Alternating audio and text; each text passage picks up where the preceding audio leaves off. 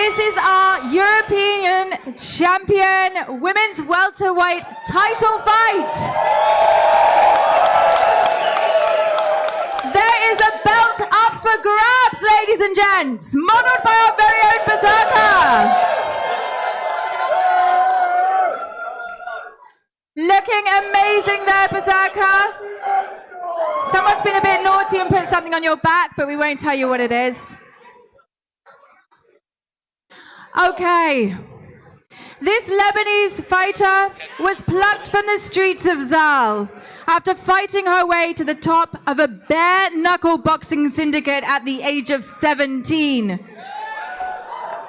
Pain and violence has been a part of her training, as has her upbringing. She's also a big supporter of the Beagle Freedom Project. She has a black soul, but she's fighting in the white corner this evening, so let's see what happens. Put your hands together and make some noise for Marie Killer Queen, Marie Obegi.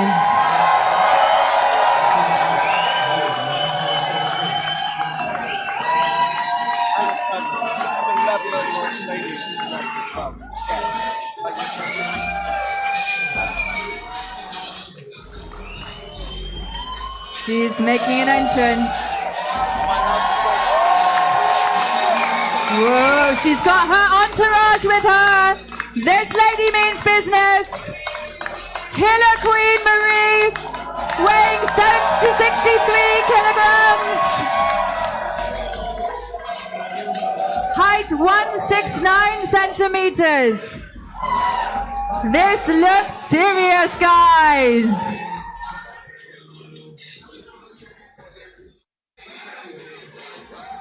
Born in Paris, Marie likes knife fighting and art. Amazing. Next up,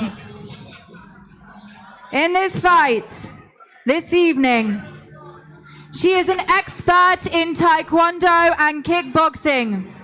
She came second in the under-17 German chess championships, all the way from Munich, fighting out of the Berlin Chessboxing Club, the nicest gal in chessboxing. In the white corner, Juliana, kick-ass Baroness, Baron!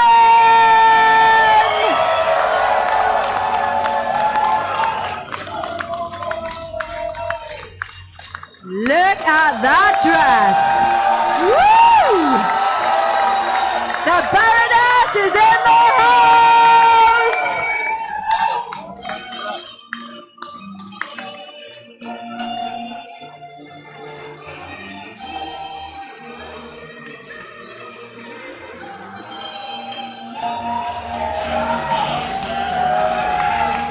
Also an opera singer.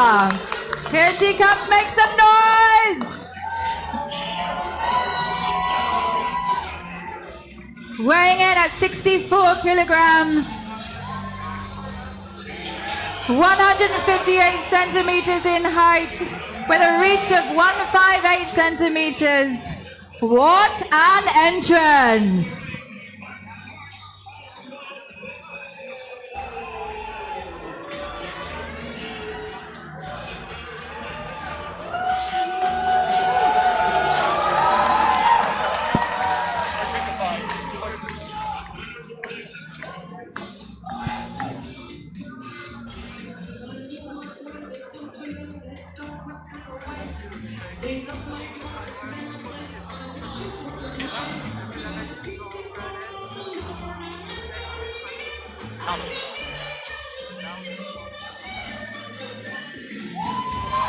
What a performer!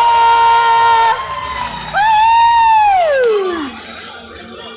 Ladies and gents, this is our last fight of the evening. It's going to be a good one. It's going to be amazing. Put your hands together for the Baroness and Marie Obegi.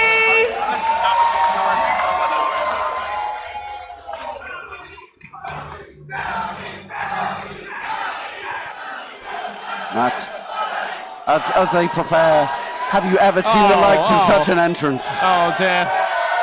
Have you ever seen the likes of this? That's a man committed to his craft. Finally done it! In wet That inclement clothes are coming conditions off. such as this, it could be quite lucky that it's quite so cold. I think, given that we're getting less of an eyeful than we might have been doing otherwise. Chess! Chess! Chess! Chess! Chess! Chess! Chess! Chess! Chess! Chess! Chess! Yes. Oh, it's a handshake. It's a handshake. Kept the dress on for...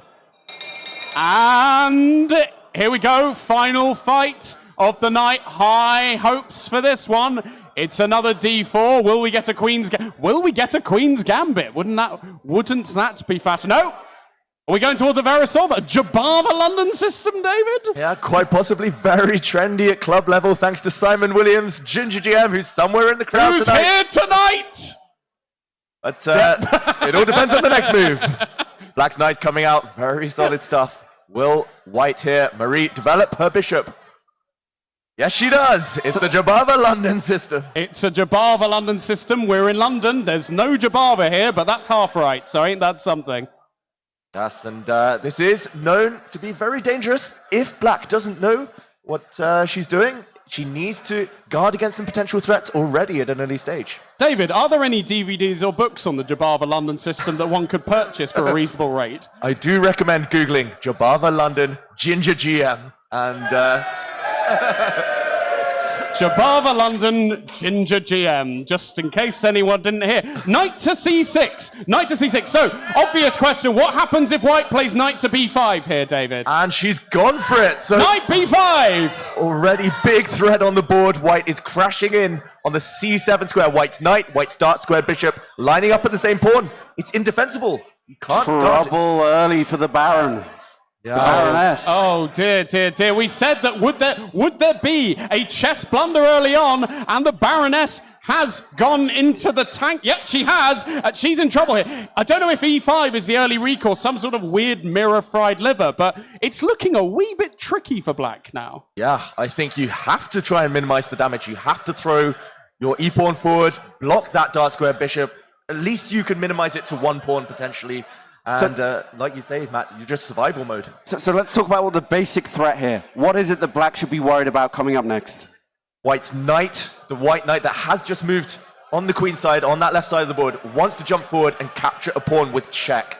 It's guarded by its Dart square bishop. That pawn is only defended by a queen. It isn't enough. And, okay, she does block that bishop's diagonal. Very nice. Great move there by Black. This might minimize the damage a bit.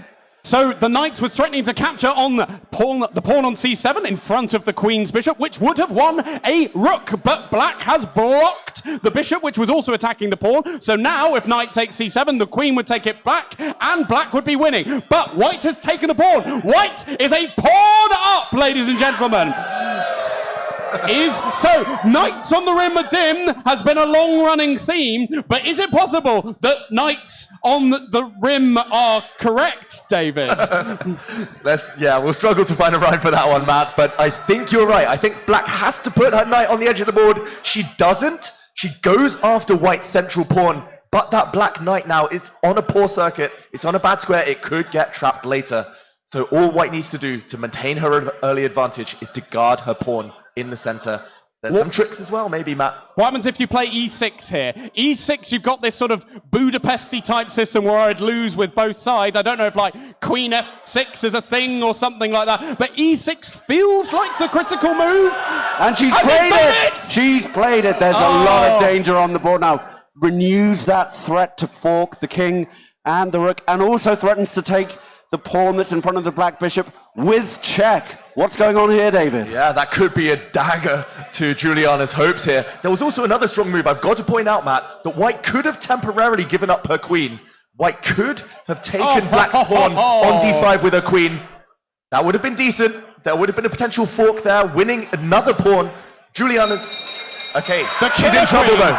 The killer queen could have sacrificed her queen. It's such a shame. So many good ways of playing that position. We had about 3 different ways there of getting, or at least 2 of getting really a crushing advantage. Yeah, she's found one of the good moves, at least. Yeah. Big problems now for Black.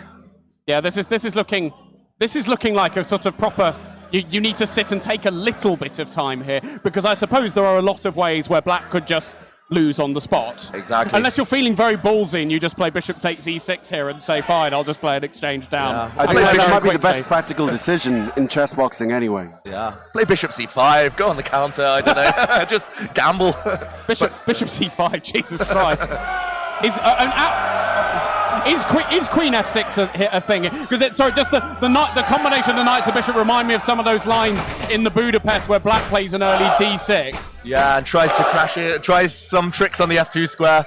I don't think that's going to work. White is going to take c7 with check. White's knight can also come back and take on d5 after that, defending everything, attacking everything, and Yep. yes. Yeah, that's somewhat grim, isn't Yeah, it? I do Queen feel- takes b2 isn't enough. Yeah. So, big conclusion, big trouble for Juliana as black here. Let's see what she's got in the ring. Can she come back, assert herself, set up that classic dynamic we were talking about of at least having the boxing to hold on to if she can maybe get through the next chess round, or maybe even more. Maybe look to end it here if the position is that bad. Maybe you have to come out as black and look to end it in the first boxing match.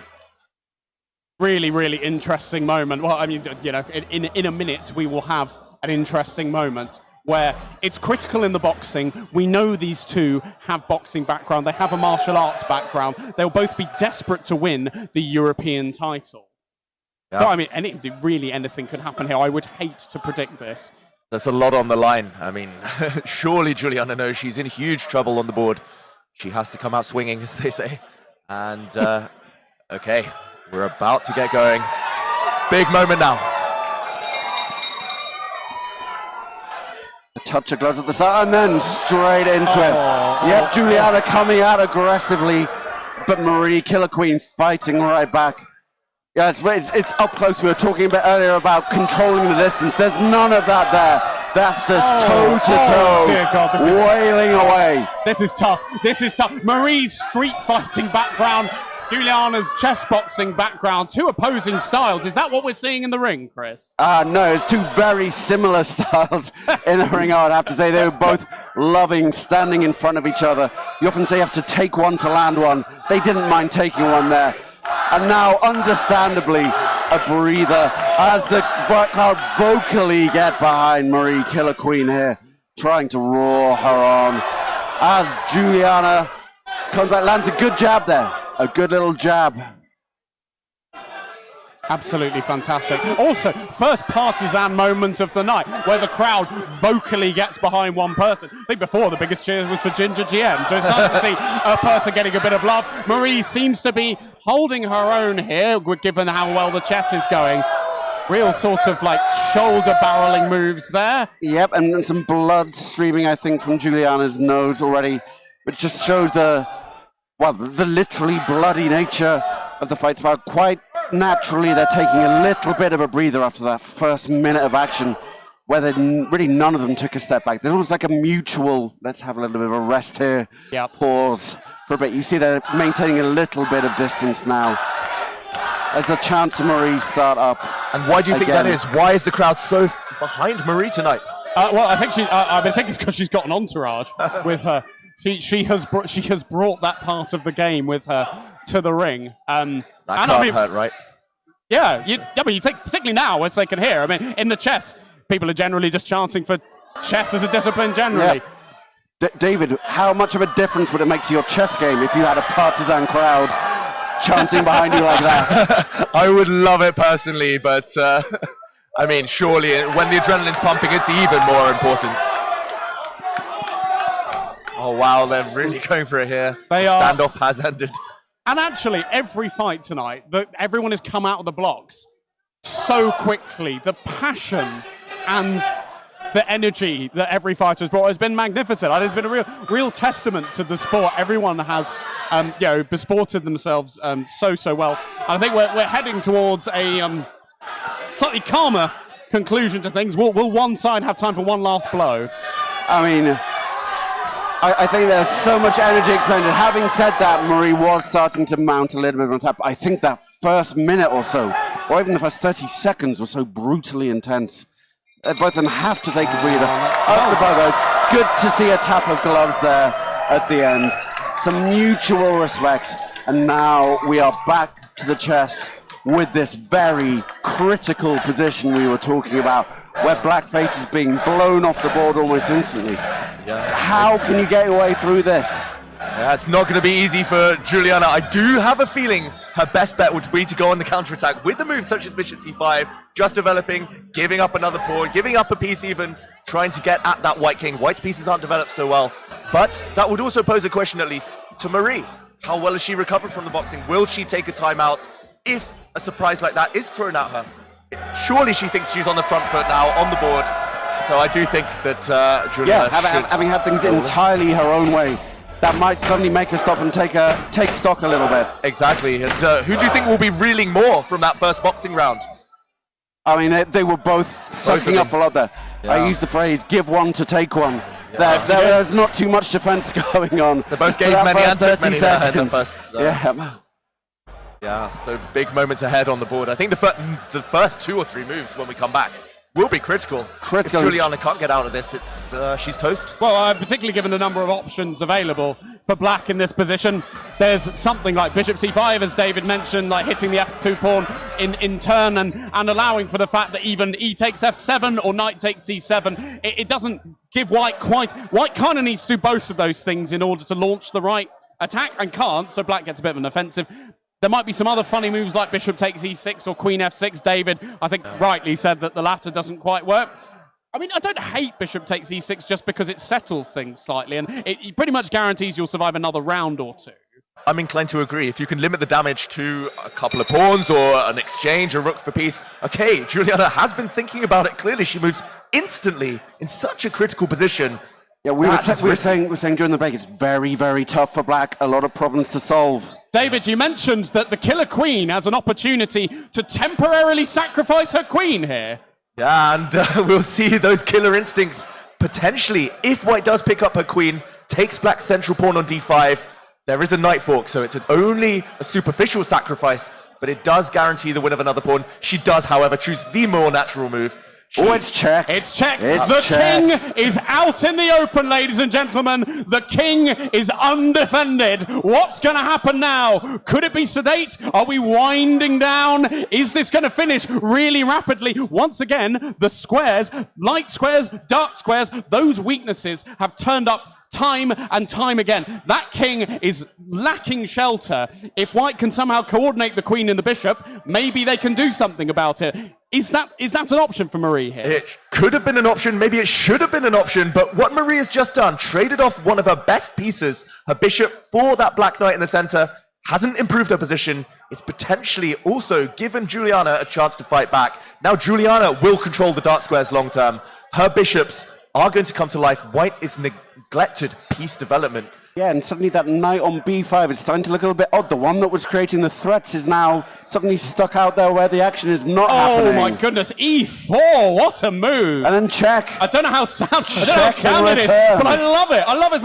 And he's put bishop, Juliana's played bishop b4, check. It's a check against the king, but I think it's quite easily blocked, David. Yep, that's one check each now, but this last check doesn't really do the job. It doesn't get much done. It can be blocked by a pawn.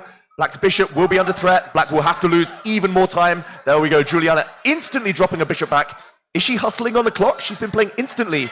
So white has the option of playing queen takes d5 here and basically taking the queens out of the equation and winning a pawn, at least in the short term, or a move like queen h5 here, forcing, well, presumably knight to g6. I mean, there's some really interesting options here. Yeah, go for that. Go on the attack. Exactly. She is the killer queen. She will be reluctant to see those queens leave the board.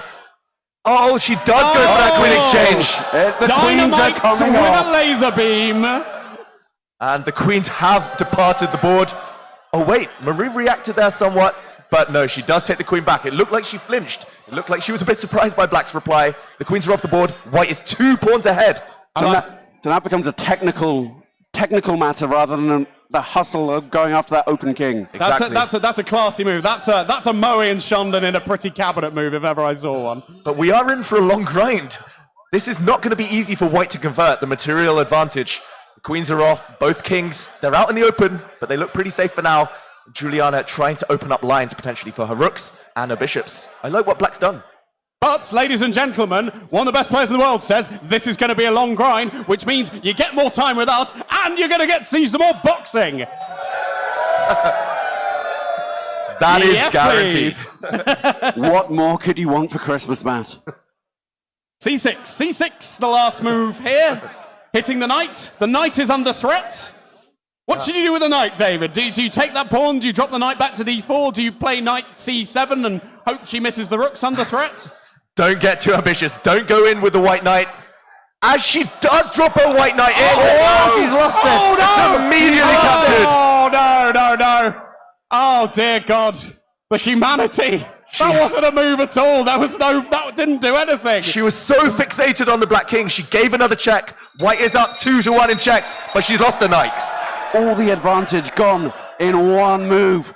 She'd gone for the clean way of doing it there, Matt and David. Yeah. The clean way, we're saying you could go on the attack or you just take the queens off and then play the endgame calmly. She'd done the hard work. She was 2 pawns up. Just leave that knight on any safe square, and white has the advantage. Now it's a full swing. It's carnage. It's carnage now. Yep, this is looking very, very tough. And obviously the king on f7 is just not a factor anymore. All the pieces that could have made that king a factor are off the board. So white is more or less ahead in development. I mean, white is kind of threatening d takes c6 here. Oh, it is white to play, isn't it? So I think white is just castled. Just so castled. it will be Apologies. Juliana to play when we come back to the chess.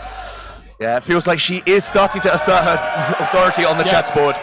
So that does up the stakes for Marie in the ring. In the meantime, the Berserker is back. I have to say, I really do admire the gumption with the cold. We're seeing more than we had expected to. The cracks are starting to appear, let's put it that way. Gumption, it's like a 1970s work appraisal, Chris. That dates me. Yes, this hat quite. It covers my real age. But back to the business at hand. We saw a dramatic swing at the last moment there. We were talking at the start of that round about how it was pretty much terminal for Juliana. She's got a winning position now. How is this going to affect things in the boxing? Will we see the same tempo, the same crazy start? It doesn't look like it. Also, Oh, no, I'm so sorry. On the body language, amateur here. Marie, there was just a look there that, like, Marie looks like she's lost a little bit of energy. Blundering a piece right at the end. That's a really big thing to come back on, particularly when you have to go into a discipline which totally reframes your mind. And we talk so much about the transition from the boxing to the chess, but not the other way around. But that has to be psychologically so damaging to know that you've lost your advantage. To put that, it must be really tough to put it out your mind and focus on the boxing. You could see it in Marie's eyes there. Yeah, it feels like the dynamics have changed, but surely she needs to adapt. She needs to be more aggressive now that the chess has gone downhill. But Absolutely. Yeah, it looks like if anything, it's Juliana who's standing back and waiting for the reaction. But I mean, this is Marie's first fight as well. Clearly, all the resources are there for her to be an unbelievable chess boxer. But like the fact that experience comes into this in such a big way, right? Yeah. And it'll be really interesting to see whether she can build that experience on the fly here as she sort of starts to wail on Juliana's side. Yep, some clinching there and getting a few shots in on the side. Marie really just needs to level herself here. She's not going to land a knockout blow in this boxing, but if the mistake can happen to her, it can quite easily happen the other way around. She just needs to stay sharp for the chess, not lose heart, and just take her moment when it comes, because it will come. We've seen it happen in every single fight so far tonight. And the players start to throw more punches at least. It's like, okay, she is on the offensive memory. At least such violence in you, David. Some violence. Such desire for carnage. Wow. Yeah, but it's really starting to heat up now as this second boxing round comes towards its final seconds. Yep, ticking down. Really not much longer to go. And it sort of it feels both sides have again equipped themselves well, but unlike the last time, because the tide has turned. Juliana's going to be happier. Juliana is going to be happier out of that. But Marie with a late flurry which given there's still a couple of things going on the chessboard, this could prove really, really interesting as we transition back. This is definitely the moment where you really want to turn the taps on. Get your opponent a little bit buzzed, get them feeling a little bit downhearted as they sucked up a little bit of punishment and have to sit there, refocus on the chess. It's a very good tactical fight there for Murray. He has taken a few hits, Juliana. She just needs to survive this boxing round and get back to the chessboard. It looks like the tempo is slowed now. I think the bell coming out, almost landing simultaneously there. And that's the bell.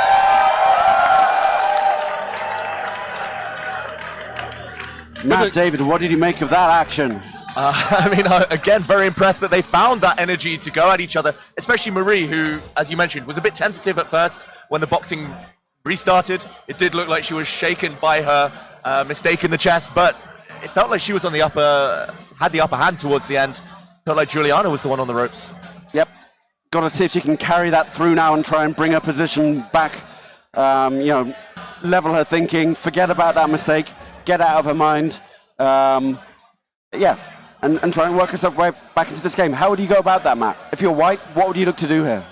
So just to recap, White has just castled, is currently a piece for a pawn down. The black king being so open is slightly irrelevant, and actually White has some practical difficulties bringing out those pieces. The bishop on f1 and the knight on g1. The bishop can't go anywhere particularly useful. The knight comes to f3. I imagine you just swap off. I'm guessing that Juliana possibly played just a sensible move like rook d8 here, just to sort of activate a piece, remove any tricks. Taking on c6 only really works in that context.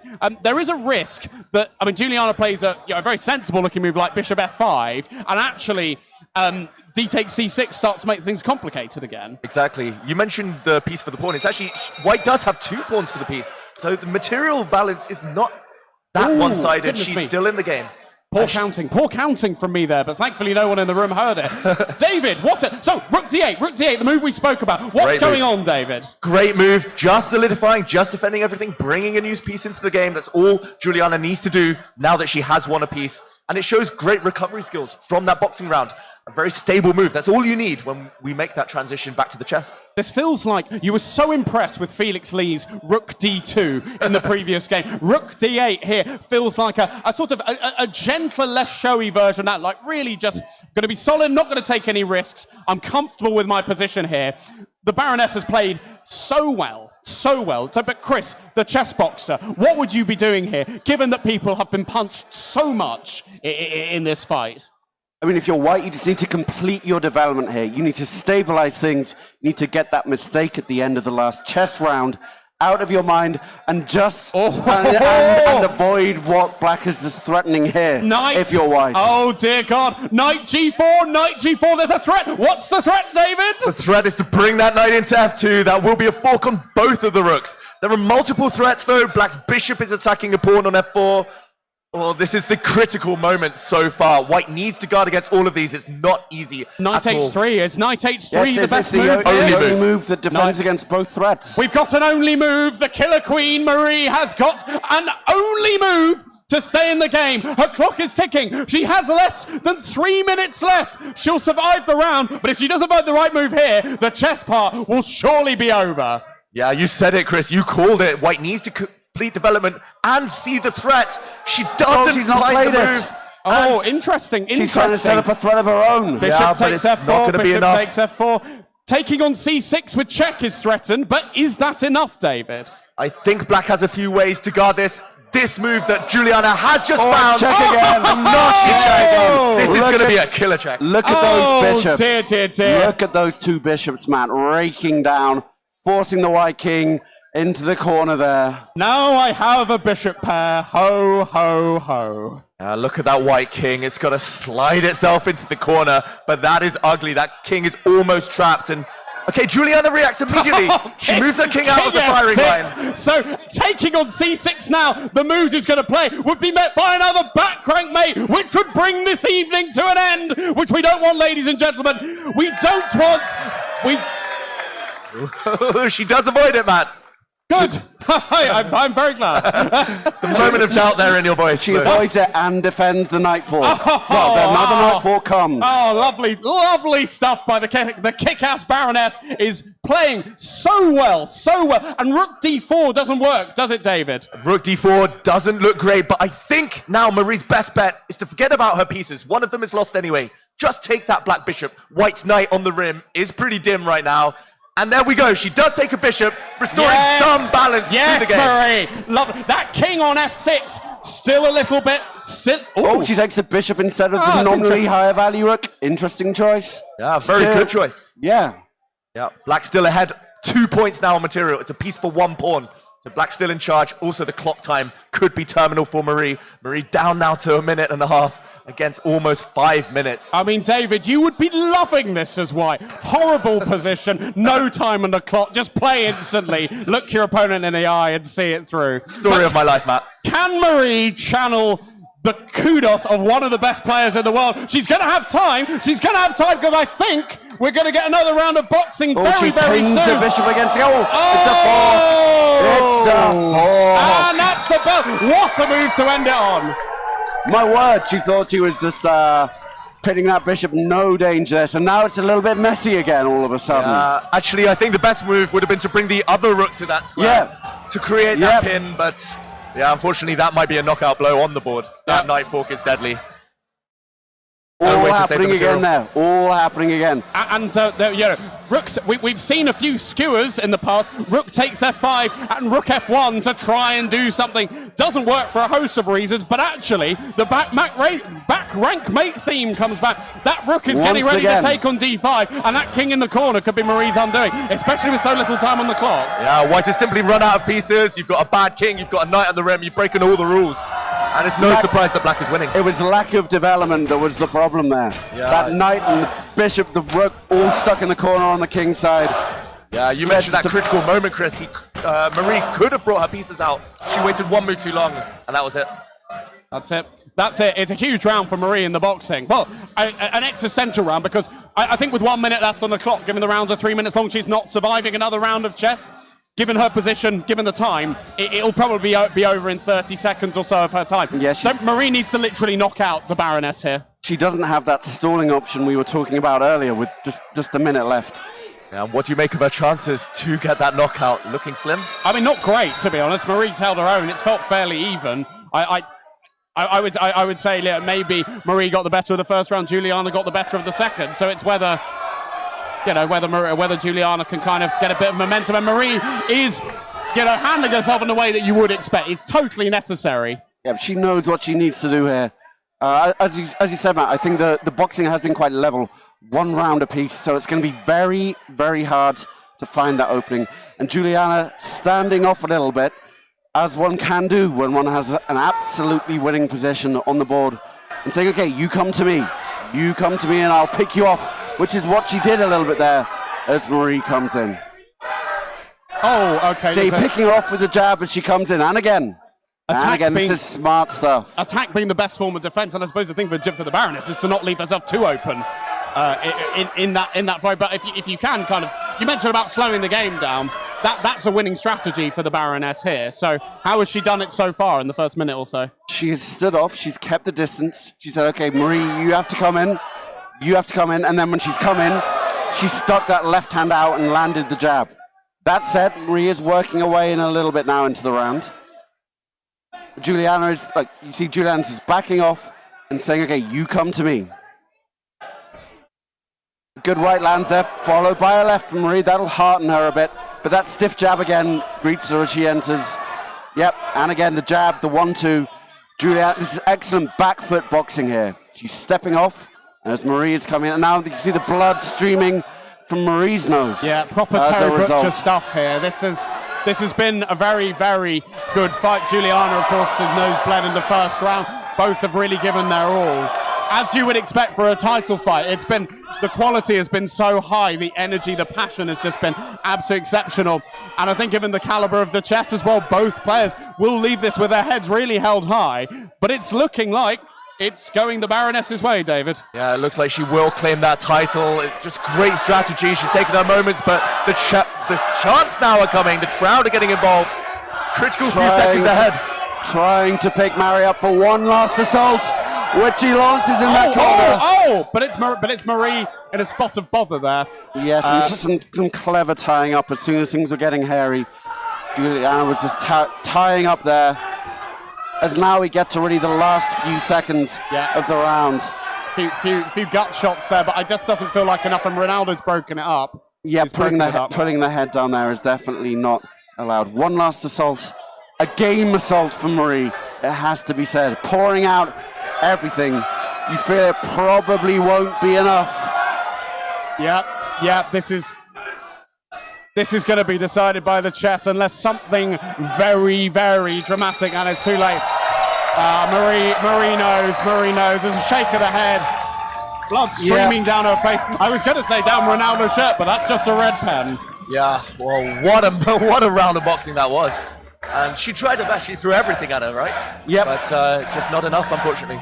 She was walking her opponent down, but she was just getting picked off time and again by that ramrod left jab in her face, greeting her every time she got within punching range.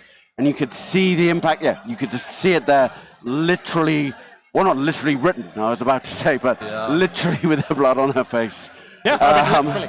This is one of those sports where literally is correct. In that, quite literally, Matt. In that sense. Literally. Given Marie's clock, given the travails on the board, it is going to take something absolutely astonishing. I mean, is the open king on f7 a factor here? I think she just has to go into survival mode, just try and somehow blitz, kind of play a move instantly every single turn and hope not to get checkmated. But what about G4 just to muddy the waters a little bit and say, okay, you can take it with your knight? But I like G4. At least it'll cause some confusion. Yeah, Juliana has been playing instantly every turn. At least it'll cause her to think. And we are back. Marie facing a terrible position as well, and with less than a minute on the clock here, Matt and David. Yep. She's in survival mode. David, talk us through your strategy. What does Marie have to do here? Well, she knows it's terminal now. She just has to confuse Juliana. She has to play every move instantly to try and survive as long as possible. She gives up a rook. One of them was doomed anyway. Now maybe create another pin. Bring that white rook opposite the black king. Throw a pawn forward. Re-centralize the knight. Whatever you do, you have to play instantly. Marie's tanking for too long. 30 seconds. Yeah. 30 seconds left. She has to scuttle along the ground and confuse things as much as possible. Do things instantly. Just don't care. Just move and get to the boxing. But there are 20 seconds left. 20, 19. Marie's title chances are ebbing away. 15 seconds. Come on, Marie. G4, okay, but Juliana instantly plays knight e3, the best move, and there's so little time left. Has Marie seen? Is it coming to an end? Is Juliana Baron the next European champion with a few seconds left, with a dominant position, and the game is over?